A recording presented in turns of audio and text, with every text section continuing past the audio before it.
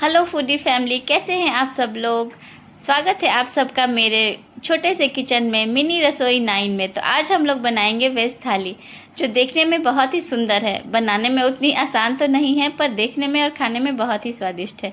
इसकी शुरुआत सबसे पहले हम लोग करेंगे बैंगन फ्राई से।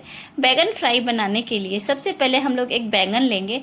बैंगनों को काट करके अच्छे तरीके से धुल के इसमें बीच से कटिंग लगा देंगे, ताकि जिससे मसाले उसमें अच्छे से एब्जॉर्ब हो जाएंगे। आप देख ही सकते हैं कि मसालों के लिए इसमें मैंने लिया है जीरा पाउडर, गोलकी पाउडर, धनिया पाउडर, हल्का सा लाल मिर्च और जीरा पाउडर, और ऊपर से इसमें नमक डाला गया है कि नमक की वजह से इसका टेस्ट भी बढ़ेगा और मसाले अच्छे से मिश्रित हो जाएंगे। अब आती है बैंगन को फ्राई करने की बारी, जिसमें हम लोग एक कढ़ाई में तेल लेंगे। तेल को अच्छे तरीके से गर्म कर लेंगे और उसमें हम लोग बैंगन डालेंगे। बैंगन को हम लोग धीरे धीरे ही डालेंगे, नहीं तो ये चटकेगा और छींटे पड़ने का भी डर रहता है।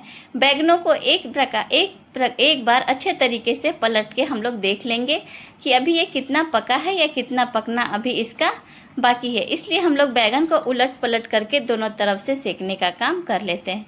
इसमें ज़्यादा तेल डालने की आवश्यकता नहीं रहती है। बैंगन ज़्यादा पानी छोड़ता है और तेल पूरा गंदा हो जाता है, जो किसी और सब्जी बनाने के यूज में नहीं आने पाता है।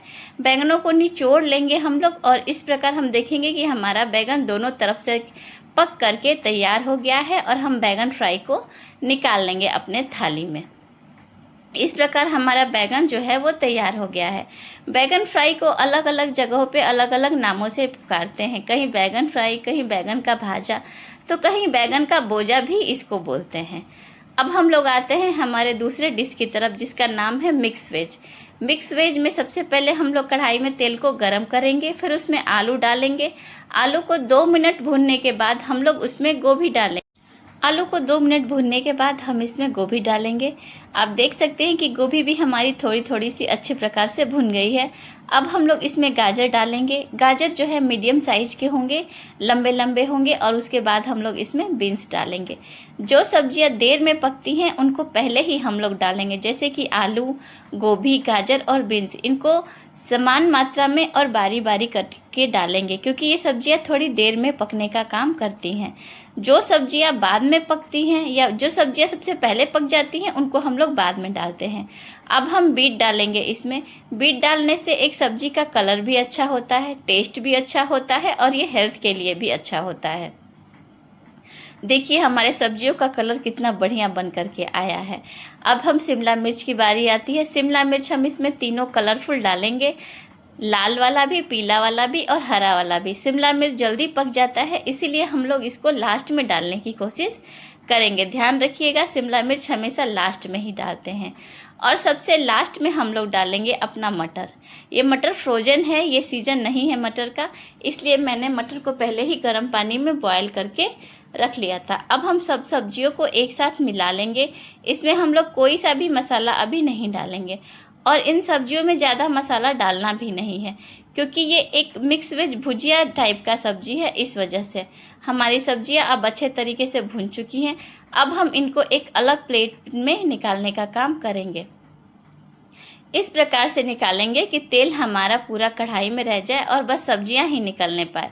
इसको जल्दी जल्दी में गलत तरीके से निकालने की कोशिश आप लोग मत कीजिएगा। हमारी सब्जियों का कलर भी कितना सुंदर हो गया है।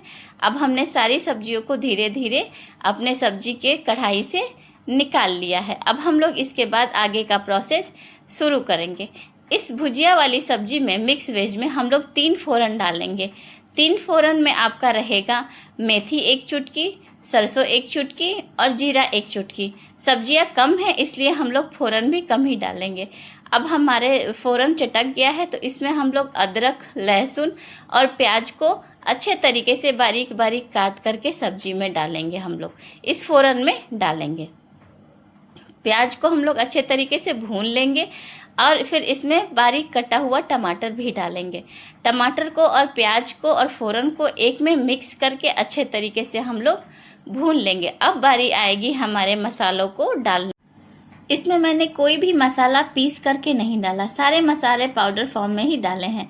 सबसे पहले नमक डालेंगे कि प्याज और टमाटर अच्छे तरीके से इसमें गल जाएं। प्याज और टमाटर दोनों को बारीक ही डालना है। फिर इसमें हम लोग आधा चम्मच हल्दी पाउडर डालेंगे, फिर 1 चम्मच के करीब में जीरा पाउडर, गोलकी पाउडर और आपका धनिया पाउडर, तीनों को मिश्रित करके इसको बस 1 चम्मच, 1 बड़े चम्मच के करीब में ही इसको हम लोग डालेंगे। और मसालों को हम लोग अच्छे तरीके से मिला करके इसको मीडियम या लो फ्लेम पे ही इसको अच्छे से भूनेंगे। हाई फ्लेम पे हमारे सारे मसाले और फ़ौरन हमारा जल जाएगा। फिर इसमें हरी मिर्ची को स्प्लिट करके डालेंगे।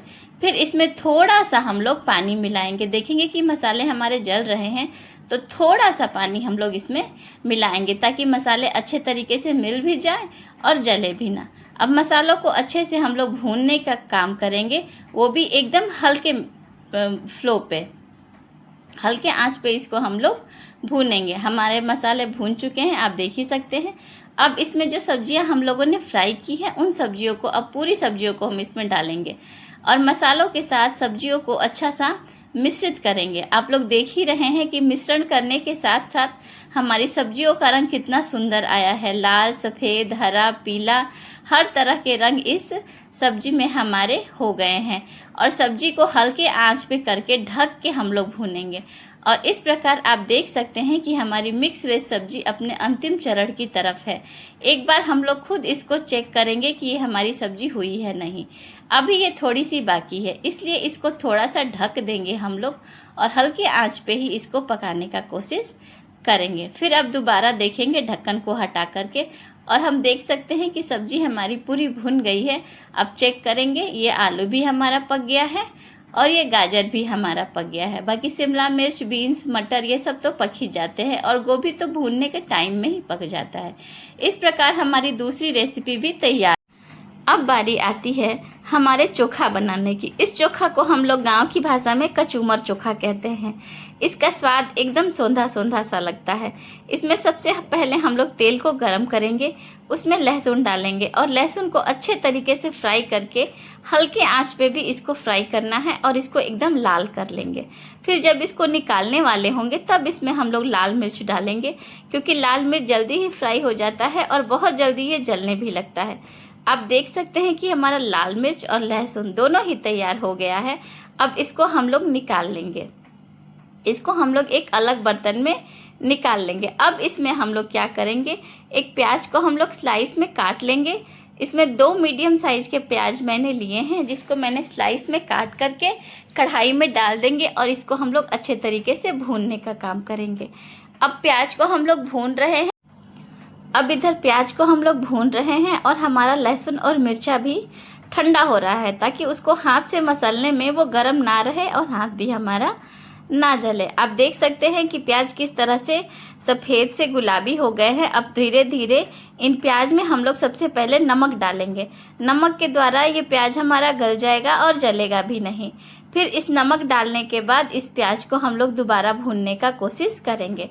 और आप लोग देख ही सकते हैं कि प्याज हमारा अब थोड़ी देर में भुन जाएगा, लेकिन इसको अभी निकालेंगे नहीं। अभी इसको पूरा ब्राउन करना है और प्याज की स्लाइसों को करछी की सहायता से थोड़ा सा अलग कर लेंगे।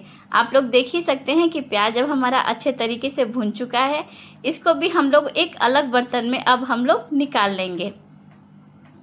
इसको प्याज और लहसुन वाले बर्तन में ही इसको हम लोग निकाल लेंगे। अब इसको बनाने की प्रक्रिया शुरू करते हैं। जो लहसुन और मिर्च है उसको हम लोग हाथ से ही मैश करने का काम करते हैं। गांव में ये चूल्हे में ही मिर्च और लहसुन को पका करके और प्याज बिना भुने ही डाल करके इसमें आलू डाला जाता था। ये मेरी माँ के हाथों की सबसे स्वादिष्ट रेसिपी है। इस प्रकार हम लोगों ने लहसुन और प्याज को अच्छे तरीके से मसल लिया है। अब इसमें हम अपना भुना हुआ प्याज भी डालेंगे और इसको अच्छे तरीके से इन तीनों को मिश्रित कर लेंगे। इसमें आपको अलग से नमक या तेल डालने की कोई आवश्यकता नहीं है, क्योंकि प्याज में ही मैंने अलग से नमक डाल दिया था और ये तेल में भुना ही चुका है। इस वजह से इसमें मैंने 5 मीडियम साइज के आलू लिए हैं और इस मिश्रण में अब हम अपने आलू को अच्छे तरीके से मिक्स कर लेंगे। आप लोग देख सकते हैं जैसा इसका नाम है कचूमर चोखा, वैसे इसको बनाने का तरीका भी वैसा ही है। इसका कचूमर ही निकाला जा रहा है। गांव में इसको कचूमर चोखा ही कहते हैं। आपके यहाँ इसको क्या कहते हैं आप लोग कमेंट में ज़रूर बताइएगा। और अब हमारा ये कचूमर चोखा भी एक तरह से अब इसको हम लोग तैयार हो गया है। इसको भी अब हम लोग ढक करके एक जगह पे रख दें। अब बारी आती है दाल फ्राई को।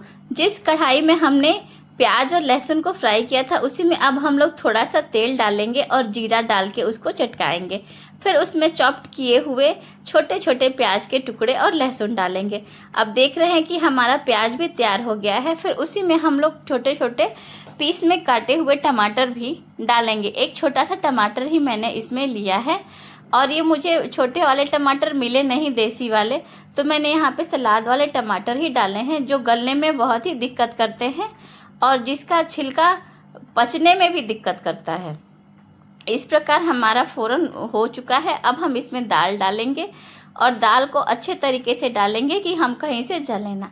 अब आप देख सकते हैं कि हमारा दाल और मिश्रण एक प्रकार से अच्छे तरीके से मिक्स हो गया है और इसको 2 उबाल आने तक हम लोग अच्छे प्रकार से इसको ढक करके पकाएंगे। इसमें हम लोग गार्निश के लिए थोड़ा सा धनिया पत्ता डालेंगे। आप देख ही सकते हैं कि हमारा दाल देखने में कितना सुंदर लग रहा है। पीला, लाल, हरा ऐसा लग रहा है जैसे कि सारे कलर इसी में ही मिल गए हो। अब हमारा दाल पहले उबाल की तरफ बढ़ रहा है और इस प्रकार हम 2 उबाल आने के बाद हमारा दाल भी तैयार हो गया है। अब बारी आती है खाना को सर्व करने का और आप देख ही सकते हैं अब हमारा मिक्स वेज थाली बन करके तैयार हो गया है, जिसमें है चावल, दाल तड़का, मिक्स वेज, रायता, आलू का कचूमर चोखा और बैंगन फ्राई। एंजॉय।